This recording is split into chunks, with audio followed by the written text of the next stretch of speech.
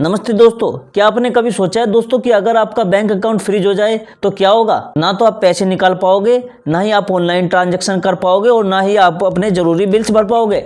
जी हाँ दोस्तों, आजकल बैंक अकाउंट फ्रीज होने की खबरें तेजी से बढ़ रही है और बहुत लोगों के अकाउंट फ्रीज हो रहे हैं। ठीक है, और इसका सीधा असर दोस्तों आपकी जेब पर पड़ता है, आपकी लाइफ पर पड़ता है। लेकिन दोस्तों मैं आपको एक ऐसा तरीका बताऊंगा जिससे आप ऐसी मुसीबत से बच सकते हो, और वो है दोस्तों 2 बैंक अकाउंट रखना। आज की इस वीडियो में हम आपको बताएंगे कि 2 बैंक अकाउंट रखना क्यों जरूरी है और हाल ही में बैंक अकाउंट फ्रीज होने की क्या वजह है और आप कैसे खुद को इन चीज़ों से सेफ रख सकते हो। तो दोस्तों इस वीडियो को आखिर तक जरूर देखिएगा, क्योंकि दोस्तों वीडियो के आखिर में हम आपको बोनस टिप्स भी देंगे जो आपके बहुत काम आएंगे अगर आपका बैंक में खाता है तो। ठीक है, तो चलिए शुरू करते हैं।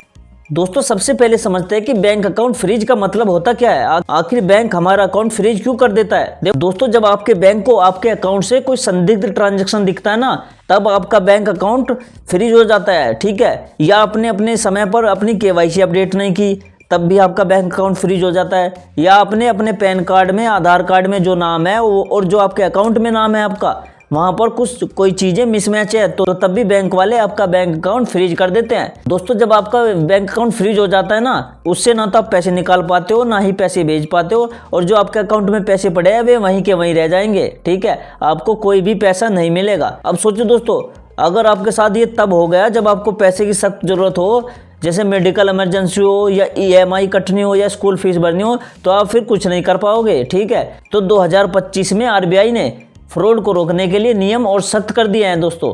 अब जो बैंक है वो हर अकाउंट को वेरीफाई कर रहा है कि उसके सारे डॉक्यूमेंट अपडेट है या नहीं, और अगर आपकी केवाईसी, पैन कार्ड या आधार कार्ड लिंक नहीं मिला तो बैंक सीधे आपके बैंक अकाउंट को फ्रीज कर देता है। ठीक है, और दोस्तों यही वजह है कि एक अकाउंट पर भरोसा करना आज के समय में रिस्क है। इसलिए मैं आपसे कह रहा हूँ कि 2 बैंक अकाउंट रखना आपके लिए बेहद जरूरी है। अब देखो दोस्तों, अगर आपके पास सिर्फ एक बैंक अकाउंट है तो आपके लिए कितना खतरनाक है। देखो दोस्तों, अगर आपके पास एक बैंक अकाउंट है तो वो आपके लिए एक बड़ा खतरा भी बन सकता है। आपका सारा पैसा, आपकी सैलरी, EMI, बिल, UPI सब उसी अकाउंट से जुड़ा है, और अचानक किसी दिन बैंक आपका अकाउंट फ्रीज कर दे तो फिर आप क्या करोगे दोस्तों। समझो दोस्तों, ना तो आप पेमेंट कर पाओगे, ना ही आप सैलरी निकाल पाओगे, और यहाँ तक कि UPI भी काम ना करे तो आप छोटी सी चीज़ खरीदने में भी फंस जाओगे। ठीक है दोस्तों, तो बहुत सारे लोग इस परेशानी से गुजर भी रहे हैं। तो किसी का अकाउंट KYC ना होने पर ब्लॉक हो रहा है, तो किसी का गलती से सस्पिशियस ट्रांजैक्शन हुआ, उस वजह से उनके बैंक अकाउंट फ्रीज हो रहे हैं। और सबसे बड़ी बात दोस्तों,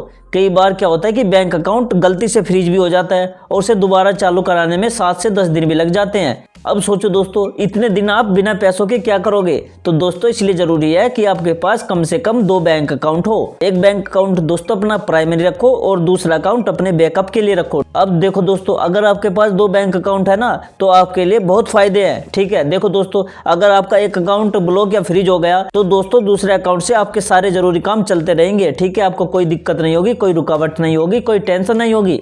अगर दोस्तों आप 2 बैंक अकाउंट खुलवा लेते हो तो एक अकाउंट सिर्फ अपनी सैलरी के लिए रखो या इनकम के लिए रखो। ठीक है, और दूसरा अकाउंट जो आप खर्चा करते हो, EMI कटती है आपकी, उसके लिए रखो। इससे दोस्तों पता रहता है कि पैसा कहाँ जा रहा है और कितना बच रहा है। ठीक है ना, तो इसलिए अपने 2 बैंक अकाउंट रखो। दोस्तों अगर आपके पास 2 बैंक अकाउंट है ना, तो इमरजेंसी में बहुत काम आते हैं। दोस्तों अगर किसी दिन बैंक का सर्वर डाउन है या ऐप काम नहीं कर रहा तो दूसरा बैंक अकाउंट आपकी बहुत हेल्प करता है वहां पर। ठीक है, तो देखो कितना बड़ा फायदा है 2 बैंक अकाउंट रखने का। देखो दोस्तों, अगर आपके पास 2 बैंक अकाउंट है ना, तो आपको ऑफर्स और हाई इंटरेस्ट का फायदा भी मिलता है।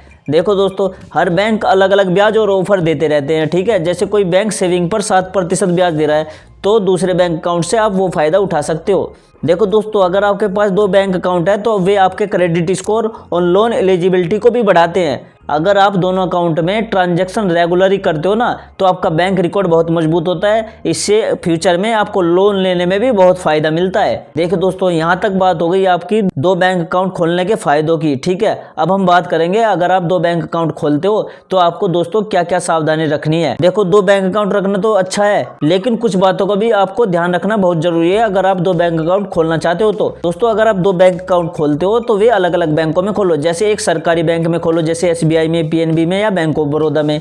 ठीक है, और दूसरा बैंक अकाउंट आप प्राइवेट बैंक में खोलो, जैसे HDFC में हो गया, ICICI में हो गया या एक्सिस बैंक में, ताकि किसी एक बैंक का सिस्टम फेल हो जाए ना तो दूसरा वहां पर काम करता रहे। दोस्तों अगर आप 2 बैंक अकाउंट खोलते हो ना, तो उनमें KYC हमेशा अपडेट रखो। हर 6 महीने में आपको अपने बैंक में जाकर KYC जरूर करवानी है, KYC जरूर चेक करनी है। आधार कार्ड, पैन कार्ड और मोबाइल नंबर उन दोनों अकाउंट से लिंक होना चाहिए। देखिए दोस्तों, अगर आप 2 बैंक अकाउंट खोलना चाहते हो तो आपको मिनिमम बैलेंस रूल का भी ध्यान रखना पड़ेगा। दोस्तों क्या होता है कि कई बैंक में मिनिमम बैलेंस ना रखने पर 300 से 600 रुपए तक की पेनल्टी लगती है।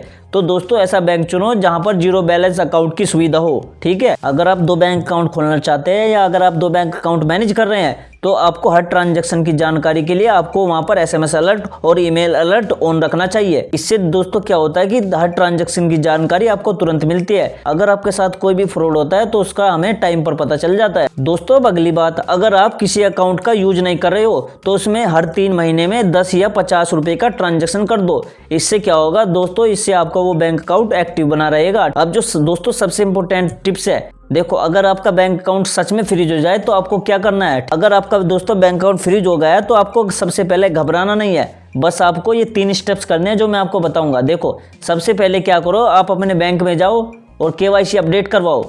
आधार कार्ड, पैन कार्ड और एक फोटो लेकर जाओ वहां जाकर एक फॉर्म भर दो और अपनी डिटेल्स अपडेट करवाओ। दोस्तों जो दूसरा स्टेप्स है, वहां पर एक एप्लीकेशन दो, बैंक को बताओ कि आपका अकाउंट गलतफहमी में ब्लॉक हो गया है और इनसे लिखित में रिसीविंग ले लो। ठीक है दोस्तों, तीसरी जो मेरी टिप्स है, अगर आप बैंक अकाउंट फ्रीज होने से बचाना चाहते हो तो कभी भी अपने अकाउंट की जानकारी किसी को मत दो।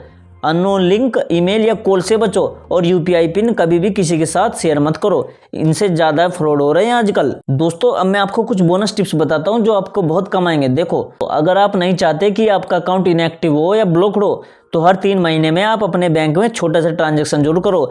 10 रुपए भी भेजोगे या 50 रुपए भी ट्रांजैक्शन करोगे तो आपका बैंक अकाउंट एक्टिव रहता है। इससे दोस्तों क्या होता है कि आपका अकाउंट बैंक के रिकॉर्ड में एक्टिव रहता है और बैंक कभी भी उसे डोरमेट नहीं करेगा। इसके साथ ही अगर आपके अकाउंट में 10,000 से ज्यादा रकम है तो SMS अलर्ट जरूर चालू रखो, क्योंकि कोई भी अनजान ट्रांजैक्शन होने पर आपको तुरंत पता चल जाए। तो दोस्तों अब आपको समझ आ गया होगा कि क्यों आज के समय में 2 बैंक अकाउंट रखना आपके लिए कितना जरूरी है। एक बैंक अकाउंट अपना प्राइमरी रखो और दूसरा बैंक अकाउंट अपने बैकअप के तौर पर इस्तेमाल करो, क्योंकि दोस्तों किसी भी वक्त बैंक का सिस्टम डाउन हो सकता है या आपका अकाउंट फ्रीज हो सकता है। लेकिन अगर आपके पास दूसरा अकाउंट होगा तो आप कभी भी नहीं फंसोगे, आपको कोई दिक्कत नहीं होगी।